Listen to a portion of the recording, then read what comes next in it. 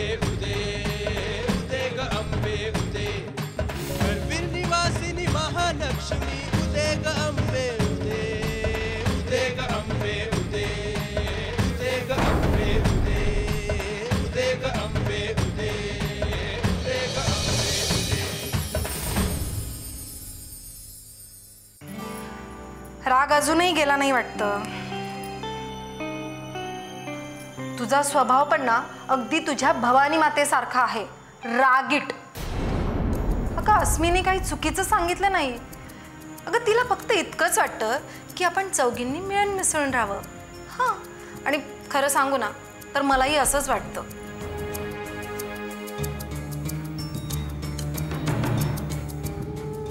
सजीव म्हणजे काय ग? जे कधीच थांबत नाही, जे सतत प्रवाही असतं, अगदी या नदीसारखं। बघ ना, हिचं पाणी सुद्धा कधीही थांबत नाही। नमे आपलं आयुष्यही असंच असावं नाही, प्रवाही। हो खरंय, पण तू विचार केलास की तुझं आयुष्य तसं आहे का? चला, तिथल्या गंगेत हे घोडं नावून निघालं। चला ना, आपण तिथे बसून बोलूया। चला। प्रत्येकीच्या तोंडून देवीचं महात्म्य ऐकताना किती गुंतत चालले मी। आधी वाटायचं मला की नको हे श्रद्धेचा अवडंबर, आयुष्यात फक्त निखळ आनंद मिळवला की झालं, त्यासाठी पूजा व्रतवैकल्य हवीतच कशाला। पण आता जाणवतंय आयुष्य असं उथळ नाही जगता येत। सहज जाता जाता हात जोडले म्हणजे देवी नाही भेटत, खूप कष्टानं तिच्याशी एकरूप व्हावं लागतं। कष्टाशिवाय इथे काहीच साध्य नाही, खरंच।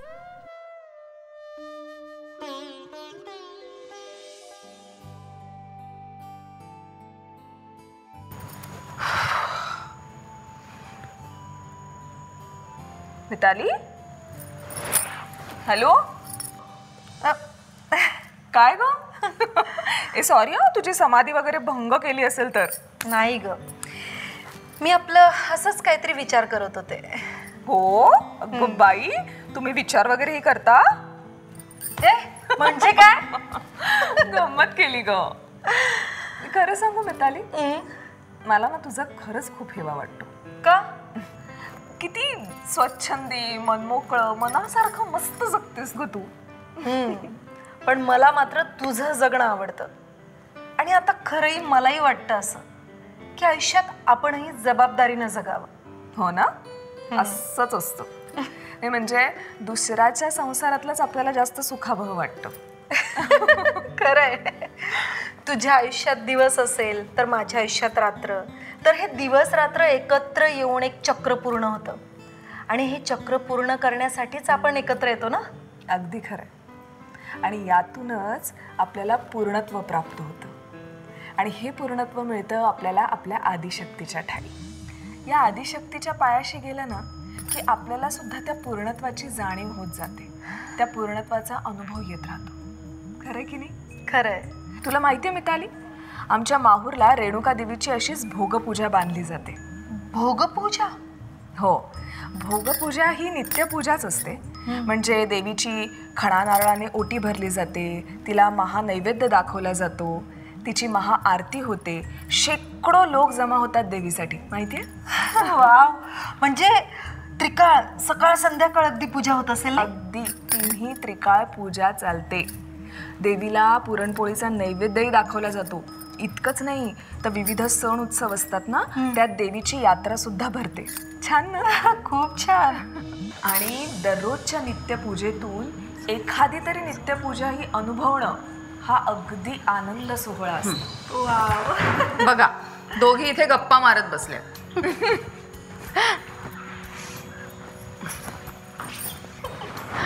अगं आम्हाला नाही का सांगायचं? अगं काही सांगण्यापेक्षा तुम्हाला ऐकायला आम्ही जास्त आतुर आहोत। हिचं बरं आहे, स्वतःचं सगळं सिक्रेट ठेवायचं आणि आपल्याला बोलतं करायचं। अगं नमिता खूपच कमी बोलते, तुला माहितीये ना? आणि त्याच्या विरुद्ध मिताली किती बडबडी आहे। त्यामुळे हिच्या पोटात काय सिक्रेट वगैरे टिकून राहील असं मला तरी वाटत नाही. आणि असंही आम्हाला आवडेल तुझ्याकडून ऐकायला. वा, म्हणजे तूही फितूर झालीयस. पण आईच्या दरबारात फितुरांना क्षमा नाही बर का. अरे बापरे, माझं कसं होणार ग? मला शरण ये बालिके, मी आईकडे तुझी रद्दबदली करेन. ए, अडलंय आमचं. आम्ही जाऊ आई भवानीला शरण, ती ऐकेल आमचं. मग माझं काय? अरे हो, आम्ही ह्याचा विचारच केला नाही. सांगी ना मी आईला की हीच चमचेगिरी करते म्हणून. रुची, काय चाललंय तुमचं? आणि मला काय वाटतं माहितीये, हे अशीच काहीतरी साकडं घालून भक्त येत असतील ना देवीच्या दर्शनाला. तसं नाहीये ग. आईच्या पायाशी लेकरू येतं ते प्रेमापोटी, स्वार्थासाठी नाही. आणि शेवटी लेकरू आईकडेच मागणार ना ग. अगदी खरंय. आणि असंही तुळजाभवानी संपूर्ण महाराष्ट्राचं आराध्य दैवत आहे. आणि त्याच थाटात तिची पूजाही होते दिवसातून 4 वेळा. आणि वर्षाच्या काही विशिष्ट तिथींना अलंकार पूजाही असते. पण प्रत्यक्ष महापूजेच्या वेळी देवी देवळात नसते असं ऐकलंय मी. म्हणजे खरं आहे का हे? हो, महापूजेच्या वेळी जेव्हा पुजारी पूजा करायला येतात तेव्हा पश्चिमेच्या दारात जामदार उभं राहून मोठ्याने ललकारी देतो, पुजारी आले हो, लवकर या. हे आव्हान जगदंबेसाठी असतं. पण मग त्यावेळी देवी असते कुठे? असं म्हणतात की देवळामागे पश्चिमेकडे डोंगर दऱ्यात ती पाचे खेळायला उतरते. आणि खेळत असताना तिला तहान भूकही कळत नाही. ही साथ डोंगर दऱ्यात घुमत राहते आणि मग ती जेवणासाठी मंदिरात येते. वा, लोकांची श्रद्धा पण कौतुकास्पद आहे. या महापूजेच्या वेळी दह्या दुधाची भांडी देवीच्या मस्तकावर ओतली जातात. त्यानंतर शुद्धोदक स्नान आणि मग हळदी कुंकू चंदनाचा मळवट लेऊन देवी सिद्ध होते भक्तांना दर्शन देण्यासाठी.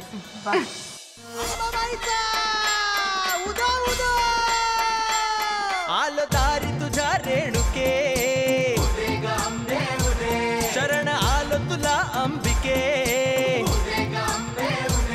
सर्व मंगल हो मांगल्ये, आई भवानी तू जगदंबे. कडाडील चौघडे निसंबळ तुझ्यासाठीच मांडू गोंधळ.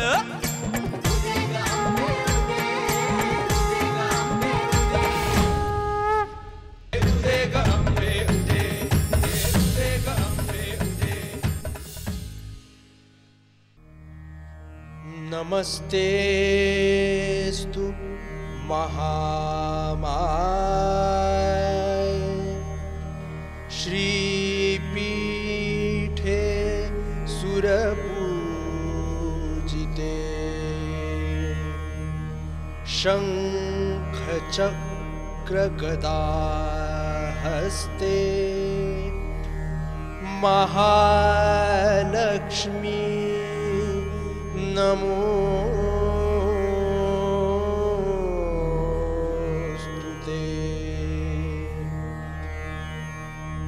नमस्ते गरुडारूढे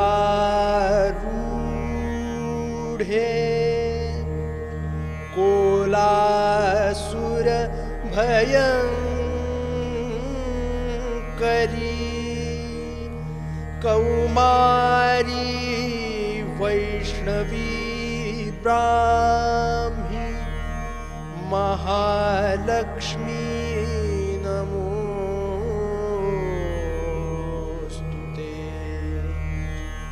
सर्वेशे सर्ववरदे सर्वदुःख विनाशिनी.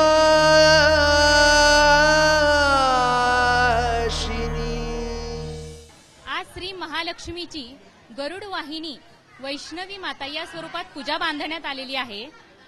नमस्ते गरुडारूढे कोल्हासूर भयंकरी सर्व पाप हरे देवी महालक्ष्मी नमोस्तुते. श्री महालक्ष्मीच्या या श्लोकात देवीचे गरुड वाहिनी असा उल्लेख केला गेलेला आहे. महिषासुराच्या वधासाठी सर्व देवदेवतांच्या तेजसारामधून निर्माण झालेली श्री महादेवी तिचाच अंश म्हणजे ही गरुड वाहिनी किंवा गरुडारूढ झालेली श्री वैष्णवी शक्ती होय. कोल्हासुरास भय निर्माण करणारी देवी असा उल्लेखही इतिहासात आढळतो. ही देवी 4 हातांची असून शंख, चक्र, गदा व पद्म असे तिच्या हातात आहेत. ही देवी एकमुखी आहे.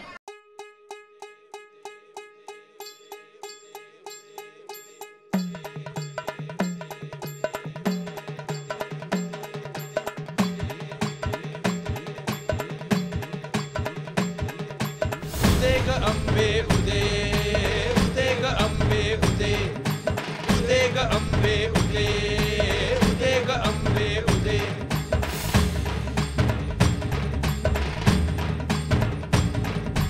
उदे ग अंबे उदे, उदे ग अंबे उदे, उदे ग अंबे उदे, उदे ग अंबे उदे.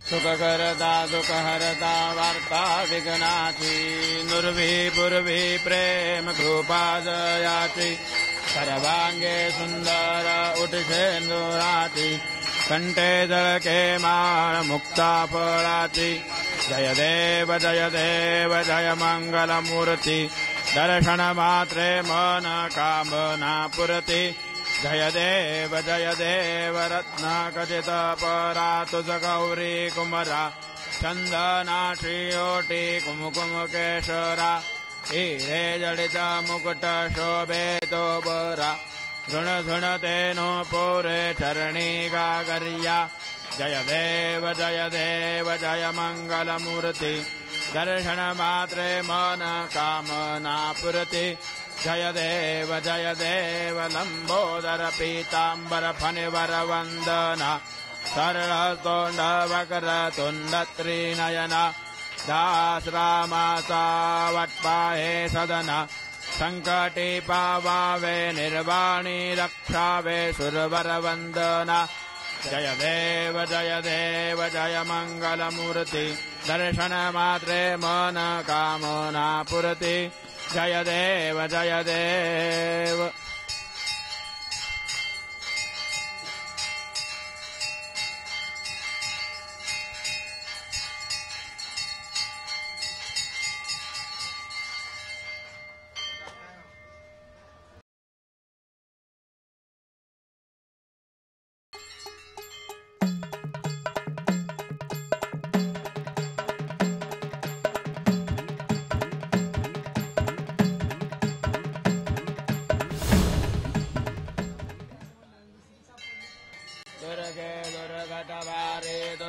संसारी अनाथनाथे अंबे करुणा विस्तारी वारी वारी जन्म मरणात बारी हारी पडलो आता संकट निवारी जय देवी महिषासुरमर्दिनी सुरवर विश्वर वरदे तारक संजीवनी जय देवी त्रिभुवने भुवने पाहता तुझ ऐसे नाही सारी स्मरले परंत न बोलवे काही सहाही विवाद करिता पडले प्रवाही ते तुने भक्ता लागे पावसी लवलाही जय देवी महिषासुरमर्दिनी सुरवर ईश्वर वरदे तारक संजीवनी जय देवी प्रसन्न वदने प्रसन्न होसी निजदाशा क्लेशापासून सोडवितोडी भव पाशा अंबे तुझ वाचून कोण पिळविल आशा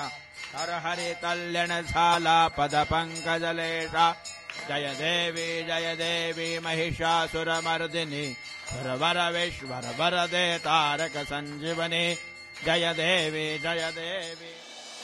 वा केवढी गर्दी फुलली आहे नाही आज.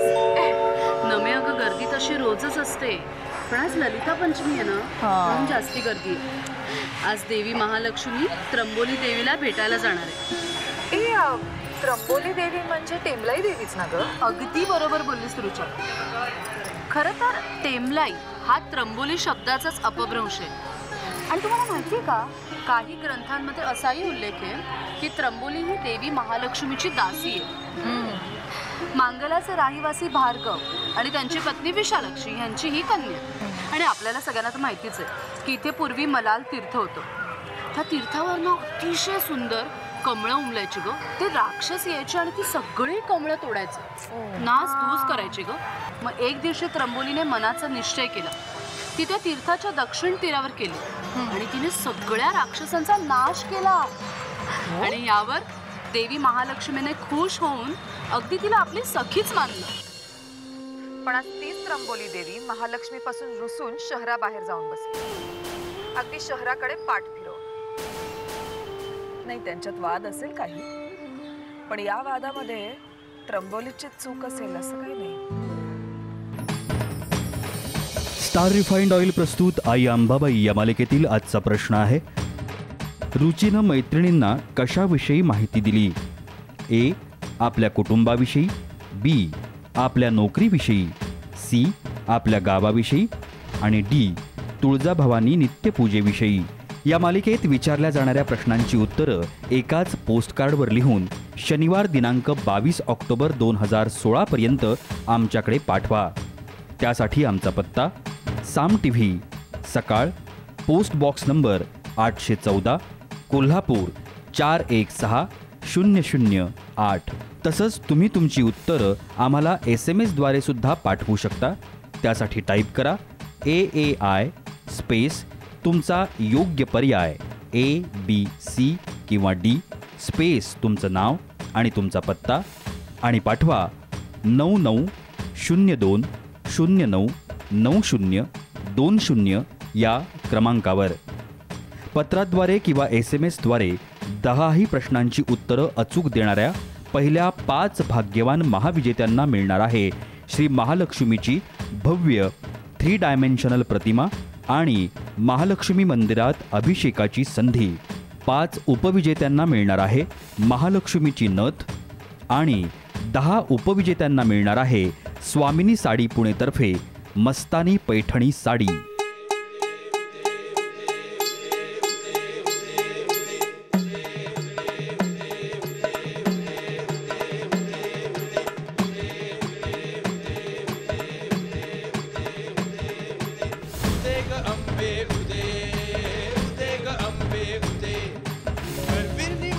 महालक्ष्मी उदे ग अंबे